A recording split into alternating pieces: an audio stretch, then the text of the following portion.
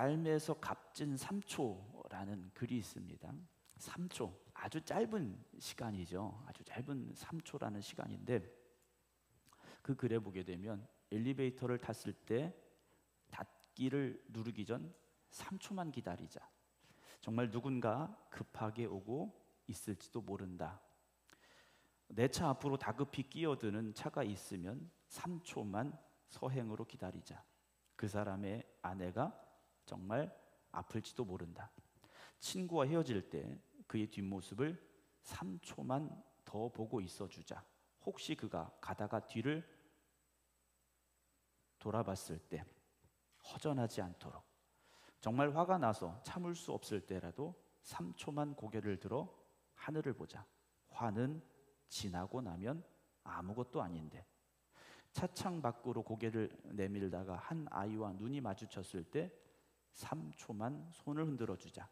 그 아이가 크면 분명 다른 이에게도 그리할 것이다. 죄 짓고 감옥 가는 사람을 볼 때 욕을 하기 전 3초만 생각해 보자. 내가 그 사람의 환경이었다면 어땠을까?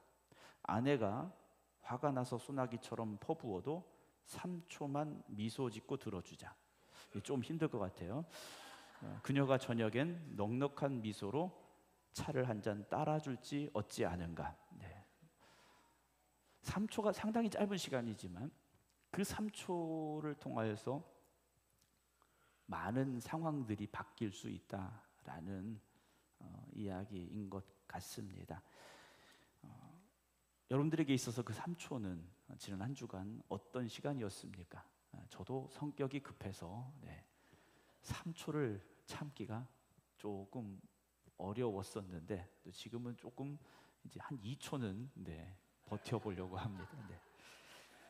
항상 여러분들의 삶 가운데 좀 여유를 가지고 하나님께 맡기시고 또 하나님의 선하심을 믿으며 또 하나님의 인도하심을 따라갈 수 있는 우리가 되어진다면 여러분들의 삶에 또 하나님의 더 큰 은혜가 임하게 될 줄로 믿습니다.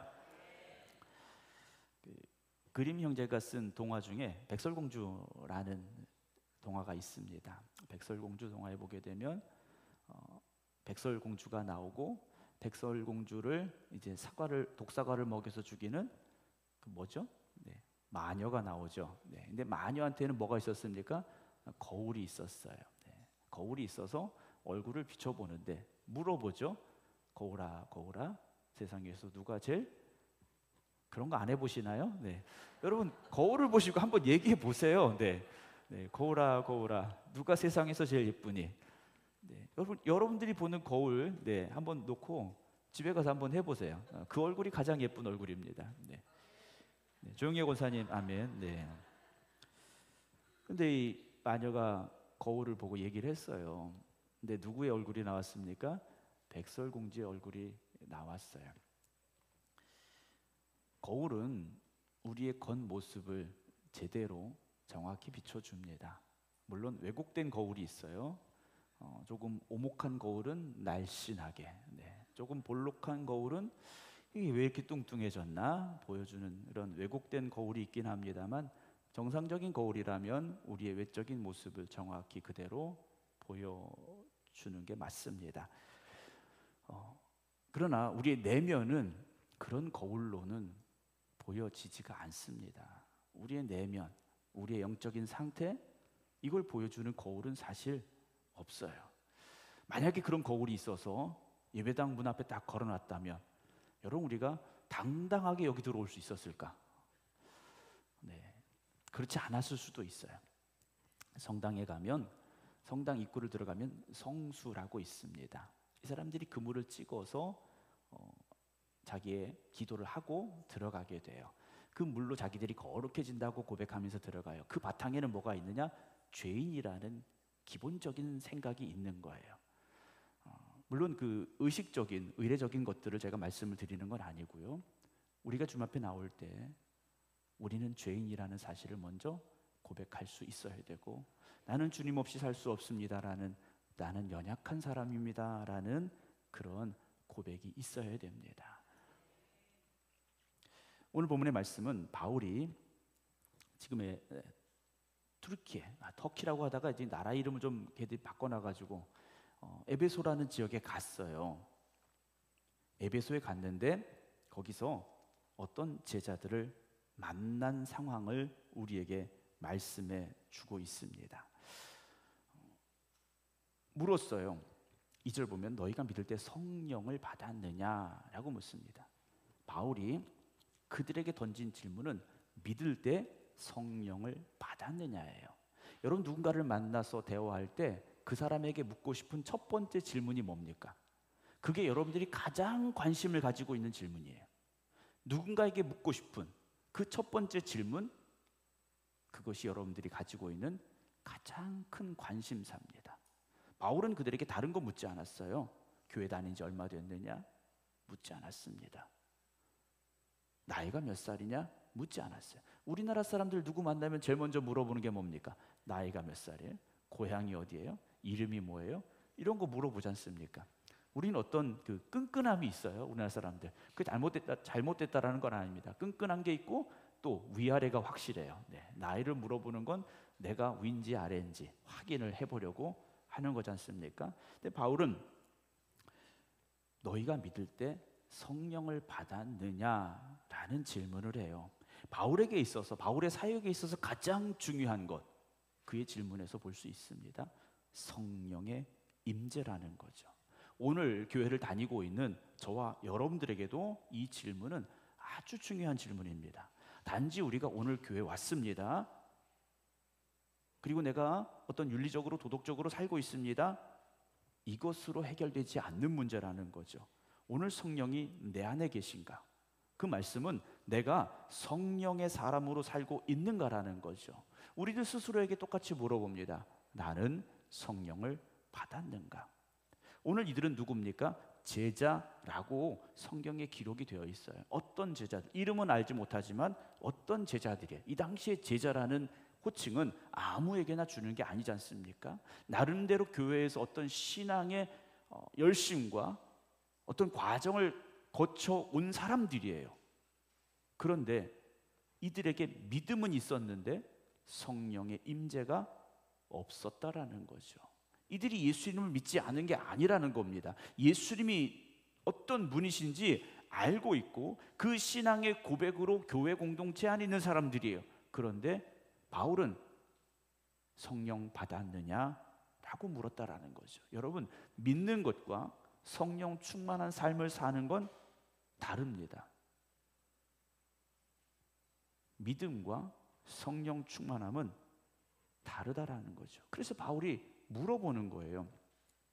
예수님을 믿는 것으로 우리의 구원이 이루어졌고 그리고 구원받은 성도로서의 삶을 시작하게 된 겁니다. 그러나 성령의 임재 없이는, 성령의 능력 없이는 그 구원받은 삶을 온전히 살아내기가 쉽지 않다라는 거죠. 우리는 다시 옛사람으로 돌아가려고 합니다. 그것이 우리에게 익숙하고 그것이 우리에게 편하기 때문에 우리는 언제든지 뒤로 돌아갈 준비가 되어 있는 사람들이에요. 성령님은 단지 공부해서 지식으로 알 수 있는 분이 아닙니다. 체험이 있어야 되고 동행해야 되고 그럴 때 우리가 진정으로 고백하고 만날 수 있는 분이 성령님이시라는 거죠. 저를 처음 봤을 때 하고 이제 3년 반이 지나고 똑같아 보이시나요? 머리는 좀 더 하얘졌죠, 선생님. 네. 뭔가 좀 다르게 보여지실 수도 있어요. 처음 저를 봤을 때는 그냥 저의 외적인 모습만 보셨겠지만 3년 6개월이나 시간을 지나면서 저에 대해서 조금 더 알아가게 되고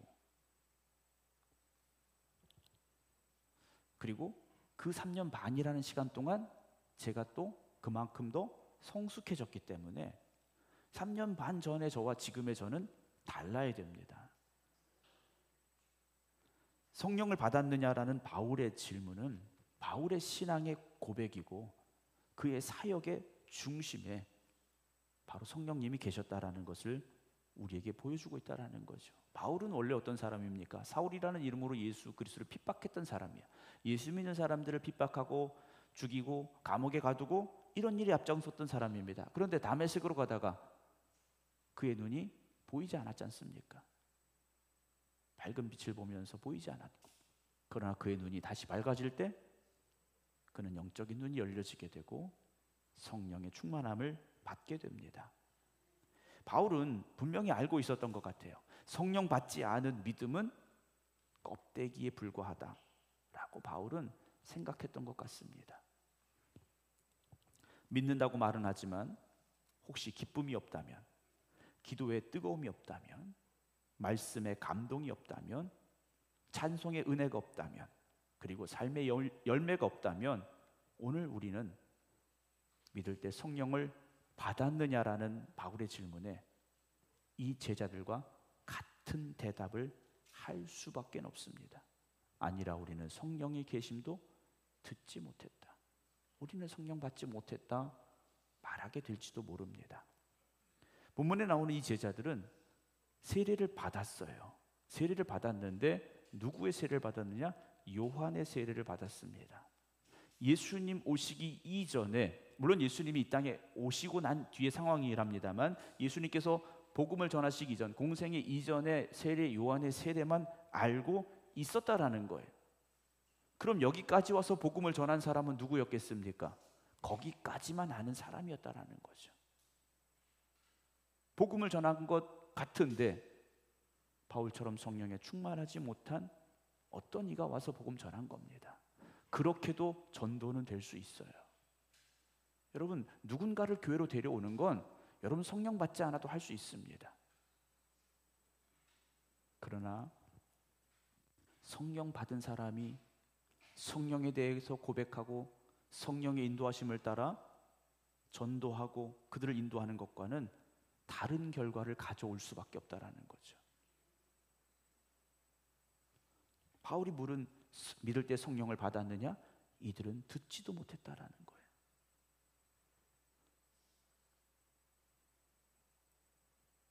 교회에 다니고 있어서 교회의 생활에 익숙합니다.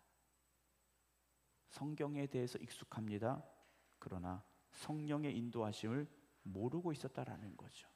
회개함으로 세례는 받은 겁니다. 세례 요한이 회개의 세례를 베풀었기 때문에 회개는 했어요. 그런데 예수 그리스도와 십자가의 부활, 오순절 성령 강림에 대해서 이들은 모르고 있었다라는 거죠. 바울이 말하는 성령의 임재하심, 바울이 말하고 있는 성령의 충만함은 몇 가지로 볼 수가 있습니다. 고린도전 3장 16절 보게 되면 너희는 너희가 하나님의 성전인 것과 하나님의 성령이 너희 안에 계시는 것을 알지 못하느냐. 성령님은 어디에 임재하십니까? 우리 안에 계셔요. 성령님께서 우리 안에 내주하고 계시다라는 거죠. 로마서 8장 14절 무릇 하나님의 영으로 인도함을 받는 사람은 곧 하나님의 아들이라. 성령께서 우리를 어떻게 하십니까? 인도하십니다. 로마서 8장 26절 보면 이와 같이 성령도 우리의 연약함을 도우시나니 우리는 마땅히 기도할 바를 알지 못하나 오직 성령이 말할 수 없는 탄식으로 우리를 위하여 친히 간구하신다. 성령님은요 우리의 연약함을 도우시는 분이에요. 갈라디아서 5장 22절부터 23절 말씀, 우리가 이제 주일 오후 시간에 지난주부터 성령의 열매에 대해서 말씀을 나누고 있는데, 오직 성령의 열매는 사랑과, 지난주 사랑에 대한 말씀드렸고 오늘 희락에 대한 말씀을 드리게 되는데, 사랑과 희락과 화평과 오래 참음과 자비와 양선과 충성과 온유와 절제니 성령의 열매를 맺는다라는 거죠. 성령 충만함이라는 것은, 성령을 받는다라는 것은 어떤 감정적으로 무엇이 이렇게 막 뜨겁게 오거나 어떤 특별한 체험을 하는 것만이 아니라는 겁니다. 성령님이 우리 안에 임재하시면 우리가 그 성령의 인도하심을 따라서, 이끄심을 따라서 살아가게 되고, 그로 인하여 우리 안에 성령의 열매가 자연스럽게 맺어지는 과정이 있다라는 거죠. 오늘 이 제자들은 성령을 받았느냐, 믿을 때 성령을 받았느냐라는 질문에 우리는 성령이 계심도 듣지 못했다라고 말합니다. 아주 충격적인 대답이에요. 제자라고 불렸습니다. 요즘 말로 말하면 집사님, 권사님 된 거예요. 그런데 성령에 대해서는 몰랐다라는 겁니다. 오늘 우리는 이들의 대답을 경고로 받아들일 수 있어야 됩니다. 여러분 주일마다 예배 드립니다. 오늘도 여러분 성도 여러분들 함께 예배를 드리고 계시는데 주일마다 예배 드려요. 성경도 읽고 필사하고 계시는 분들 필사도 하고 기도도 해요. 그런데 성령의 인도하심이 없다면 그 믿음은 점점 메마르게 됩니다. 점점 무기력하게 됩니다. 그래서 결국 뭐가 되느냐? 화석이 되고 맙니다. 여러분, 교회가 그렇게 껍데기만 남은 교회도 될 수 있다라는 겁니다. 성령의 임재하심, 성령의 충만함은 반드시 우리에게 있어야 되는 과정이고요. 그로 인하여 하나님과의 인격적인 만남이 이루어지게 되고 하나님의 인도하심을 따라가는 삶이 될 수 있습니다. 여러분, 성령을 받으셨습니까? 성령님을 의지하고 계십니까? 성령의 인도하심을 따라가고 있습니까? 여러분, 우리는 변화되어져야 됩니다. 너희가 무슨 세례를 받았느냐? 요한의 세례를 받았습니다 라는 거예요. 바울은 어떤 과정을 겪었느냐, 어떤 코스를 통과했느냐, 이걸 물어보는 게 아니에요. 우리의 삶을 진정으로 변화시키는 성령의 임재하심이 있었느냐라는 거죠. 4절 보게 되면요, 바울이 말합니다. 요한이 회개의 세례를 베풀며 백성에게 말하되, 그러니까 요한이 회개의 세례를 베푼 건 맞아요. 그리고 그 회개의 세례가 우리에게 있어야 됩니다. 그런데 요한이 말하는 건 뭐냐면, 내 뒤에 오시는 이를 믿으라 하였으니 이는 곧 누구십니까? 예수라 그랬어요.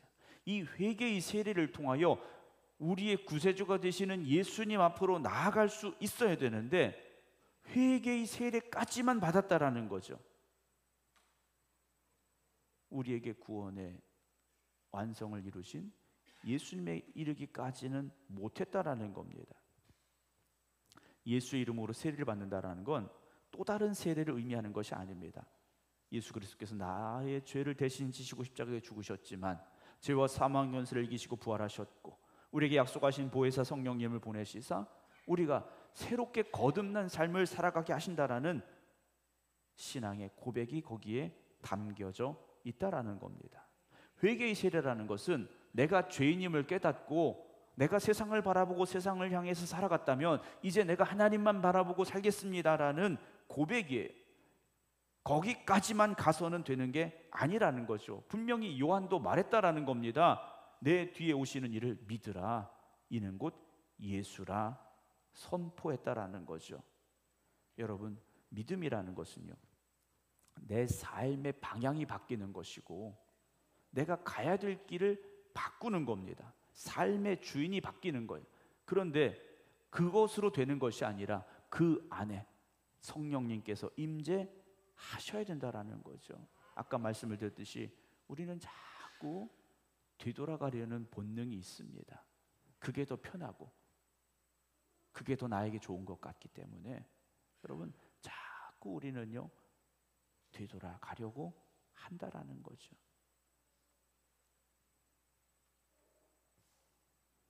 오 절 보면요, 그들이 듣고 주 예수의 이름으로 세례를 받았다 그랬습니다. 그들이 듣고 주 예수의 이름으로 세례를 받았다. 여기서 잘못된 사상이 하나 나오죠. 재세례파라는 게 나옵니다. 세례를 잘못 받아서 다시 받아야 된다라는 주장도 나오게 되는데요. 어쨌든 바울이 이들에게 세례를 베풀었습니다. 그러나 바울이 이 베푼 세례는 다시 세례를 받았다, 재세례파다, 이것이 아니에요. 이들이 주 예수의 이름으로 진정으로 회개하고 주님이 나의 구주가 되심을 영접함으로 세례를 받았다라는 것인데요. 6절 보면 바울이 그들에게 무엇을 행합니까? 안수하매 성령이 그들에게 임하심으로. 오순절 성령 강림의 사건과는 조금 다릅니다. 오순절 성령 강림의 사건은 마가의 다락방에 모인 120여 명의 성도들이 주님이 약속하신 성령님의 임재하심을 사모하며 간절히 기도할 때 임한 거예요. 그들이 각자가 기도할 때 임했는데 오늘 이들의 성령의 임재는 바울의 안수를 통해서 성령이 그들에게 임하셨어요. 그러면 단순히 바울의 안수만 있었겠느냐? 이들이 사모함이 있었다라는 거죠. 사모함이 있었던 겁니다. 그래서 성령이 그들에게 임하심으로 이들이 어떻게 됩니까? 방언도 하고 예언도 했다라고 되어 있습니다. 방언과 예언이 나옵니다. 방언과 예언, 우리가 어떤 신령한 현상으로만 볼 것이 아니라 방언을 했다라는 것은 하나님과의 깊은 영적인 교제, 하나님과의 대화가 이루어지게 되었고, 예언을 했다라는 것은 내일 무슨 일이 있을 겁니다, 이런 예언이 아니라 하나님의 뜻을 선포하고 나누는 능력이 그들에게 나타났다라는 거죠. 구약에 나오는 선지자들, 예언자들은요, 점쟁이가 아닙니다. 하나님의 말씀을 선포했던 사람이에요. 그래서 우리가 성경에 나오는 예언이라는 이 말을 내일 일에 대해서 알려준다, 이렇게 받아들일 것이 아니라 하나님의 뜻을 깨닫고 하나님의 그 뜻을 선포하는 모든 것을 포함하여 예언이라, 선지자라 우리가 말하고 있다는 것을 여러분들에게 먼저 말씀을 드립니다. 성령의 임재는 그 사람을 새롭게 만드는 겁니다. 성령 충만한 사람을 보면 달라졌어요. 그런 분들 못 보셨나 보죠? 네. 성령 충만한 사람을 보면요, 달라요. 저는 좀 봤는데, 네, 못 보신 것 같아요. 성령 충만한 사람이 왜 달라집니까? 하나님의 뜻을 깨달았기 때문에 달라져요. 하나님의 마음을 깨달았기 때문에 달라져요. 복음을 이제는 내 삶을 통하여 증명하고 전해야 되기 때문에 달라졌어요. 섬겨야 되고 사랑해야 되기 때문에 달라졌어요. 성령의 임재, 성령의 충만함을 단순히 어떤 감정과 어떤 분위기에 휩싸이는 것으로 보는 것이 아니라 우리가 인격적으로 변화되고 사명의 부르심을 받은 진정한 사명자로 거듭나는 시간이라는 것을 기억하시기 바랍니다. 성령님은 우리를 변화시키시고 하나님의 뜻을 알게 하시고 복음의 증인으로 우리를 살아가게 하십니다. 로마서 8장 9절입니다. 만일 너희 속에 하나님의 영이 거하시면, 성령이 우리 안에 거하시면 너희가 육신에 있지 아니하고 영에 있나니. 우리는 육신에 있는 사람과 영에 있는 사람으로 구분이 된다라는 거죠. 우리 속에 하나님의 영이 거하시면 우리가 육신으로 살지만 육신에 속한 사람이 아니라 영에 속한 사람이 됩니다. 누구든지 그리스도의 영이 없으면 그리스도의 사람이 아니다라고 되어 있어요. 성령의 임재하심이 없는 신앙은 껍데기에 불과하고, 성령의 인도하심이 없는 예배는 형식적인 예배가 될 수밖에 없고, 성령님이 함께 하시지 않는 교회는 생명력이 없는 교회가 될 수밖에 없습니다. 프로그램은 계속되어지고 예배는 계속되어지고 행사는 계속되어지는데 진짜 교회가 되지는 못한다라는 거죠. 사랑하는 성도 여러분, 오늘도 우리는 성령의 인도하심을 사모해야 됩니다. 성령님 내 안에 임재해 주시옵소서, 여러분 사모하시기 바랍니다. 그래서 우리의 변화됨이 있어야 됩니다. 한 가지만 더 말씀드립니다. 그럼 이들이 왜 성령을 받지 못했느냐? 이들의 말을 보세요. 몰랐다라는 거죠. 듣지 못했다라는 겁니다. 무지했다라는 거죠.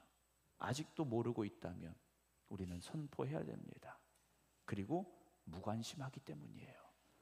이 정도 교회 다니고 신앙생활하면 됐지, 굳이 성령 충만까지 받아야 돼? 라고 생각하기 때문이라는 거죠. 하지만 주님은 우리가 성령 받아야 된다고 말씀을 하십니다. 또 한 가지는요, 편하려고 성령 받지 않습니다. 성령 받으면 뭔가 막 뜨거워지고 뭔가 막 열심히 있어지고 뭔가 해야 될 것 같고, 이게 두려워서 난 성령은 안 받을래. 네. 이럴 수도 있어요. 여러분, 성령 충만함을 받으시기 바랍니다. 이상해지는 게 아닙니다. 에베소 교회의 제자들이 바울을 통하여 진짜 복음을 들었고요, 예수의 이름으로 세례를 받았고 성령을 받았습니다. 오늘 바울의 질문 다시 한번 여러분들에게 말씀드립니다. 여러분은 성령을 받으셨습니까? 성령님 지금도 살아계시고 우리를 도우시고 인도하시고 우리를 위로하시고 하나님의 나라로 우리를 이끌어 가십니다. 우리는 간절히 사모해야 됩니다. 주님, 오늘 내 안에 성령님을 새롭게 부어 주시옵소서. 기도하겠습니다.